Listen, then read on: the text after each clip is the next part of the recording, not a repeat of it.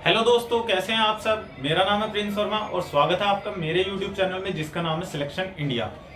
आज हम जो बात करने वाले हैं, हम बात करने वाले हैं हिंदी के बारे में।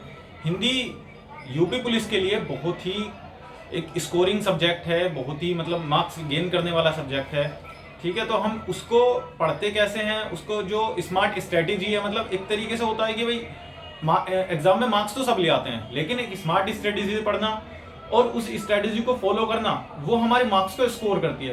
तो हम इसी के बारे में आज जानेंगे। हम जानते हैं भाई हिंदी में कैसे हम अपने मार्क्स को ग्रो कर सकते हैं और किस तरीके से हम समझ सकते हैं हिंदी को। जैसे कि अभी आपने हेडिंग देखी ली होगी, क्या लिखा हुआ है, रणनीति का खेल है हिंदी। तो रणनीति के खेल के अकॉर्डिंग, ठीक है, हमें एक हमारे पास एक ऐसी रणनीति होनी चाहिए जिससे हम हिंदी को बहुत ही आसान वे में समझ सकें और हमारी हिंदी विद इन टाइम भी कंप्लीट हो जाए और हमें इतने एफर्ट्स भी ना लगाने पड़े। मतलब smart strategy plus scoring subject और प्लस एक और बात, ठीक है, कि हमें हिंदी लगने लगे क्या खेल। ठीक है, तो हम इसी बारे में जानेंगे। अब जैसे कि हमने हिंदी को कई पार्टों में डिवाइड कर दिया, अगर आप इस तरीके से पढ़ेंगे तो आपका टाइम भी बचेगा, टाइम मैनेजमेंट भी अच्छा हो जाएगा और हिंदी कुछ ही दिनों में पूरा सिलेबस भी कंप्लीट हो जाएगा। एक साथ तो ऐसा पढ़ना देखो इम्पॉसिबल है। अगर एक साथ कोई सोचेगा कि भाई मैं एक दिन में महारथी बन जाऊं तो ऐसा होगा नहीं। ठीक है, तो हम इसे कुछ स्मार्ट स्ट्रेटेजी की तरह करेंगे। जैसे देखो, अगर हम संज्ञा, सर्वनाम, विशेषण, क्रिया, काल और अव्यय, हम इन सबको एक ग्रुप में पढ़ें, ये हमारा फर्स्ट ग्रुप हो गया।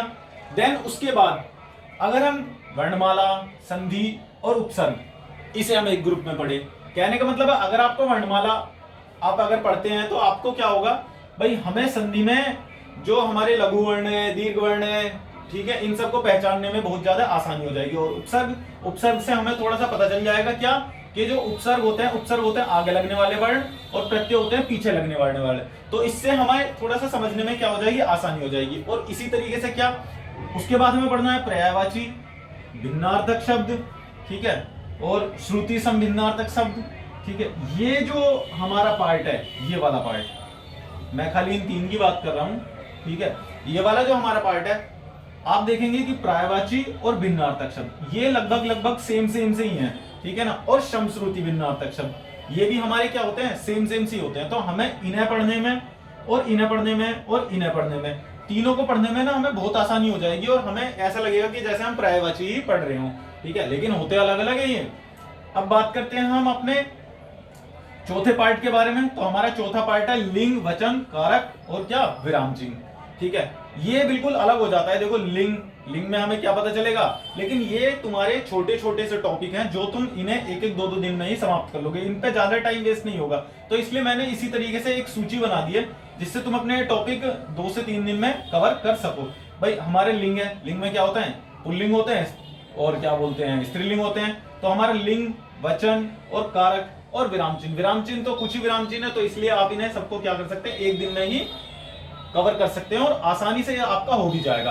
फिर बात आती है सबसे टफ टॉपिक की, रस, छंद और अलंकार।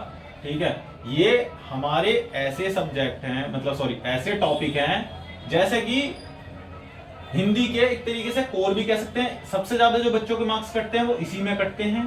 ठीक है, रस, छंद और अलंकार में, क्योंकि ये बच्चों के समझ में नहीं आते हैं। लेकिन अगर हम इन्हें एक साथ पढ़ें, भाई रस हो गया, तो आप देखेंगे कि आपका एक टफ टॉपिक जो है वो एक साथ कवर हो जाएगा और आपको जरूरत भी नहीं पड़ेगी ज्यादा मेहनत करने की। ठीक है, अब बात करते हैं हम, हमारा एक टॉपिक आ जाता है, ये क्या है, वर्तनी। वर्तनी, शुद्ध अशुद्ध शब्द और क्या, वाक्य संबंधी अशुद्धियां छांटना। ये 3 टॉपिक ऐसे हैं जो एक दूसरे से रिलेट है। आप अगर देख रहे होंगे तो ये सभी टॉपिक में एक दूसरे से रिलेट करके ही मैंने लिखे हुए हैं। ठीक है, तो जो वर्तनी है, और अगर आप वर्तनी छांट लेंगे और उसमें से शुद्ध अशुद्ध शब्द छांट लेंगे तो आपके क्या होगा, जो वाक्य संबंधी अशुद्धियां निकलती है ना, आपको उन्हें करने में बहुत आसानी हो जाएगी। ठीक है, तो हमारे एक ही उससे ही मतलब एक बार में हमारे 3 टॉपिक क्या हो जाते हैं, खत्म हो जाते हैं। फिर बात करते हैं हम मुहावरे की। ये बिल्कुल देखो थोड़ा सा अलग हो गया, लेकिन एकदम से भाई पकी पकाई खीर तो मिलेगी नहीं, खैर। ठीक है, तो फिर हमारे हो जाते हैं क्या, मुहावरे और लोकोक्तियां, समास और अनेक वाक्यांशों के लिए एक शब्द। ये आप इनका एक अलग एल्गोरिदम बना सकते हैं। ठीक है, तो इससे आसान हो जाएगा थोड़ा सा पढ़ना। और फिर बात करते हैं हम लास्ट में, एक टॉपिक बचता हमारा हिंदी साहित्य और क्या, उसमें मिलने वाले पुरस्कार। तो ये टॉपिक एक हमारा आसानी तरीके से हो जाएगा।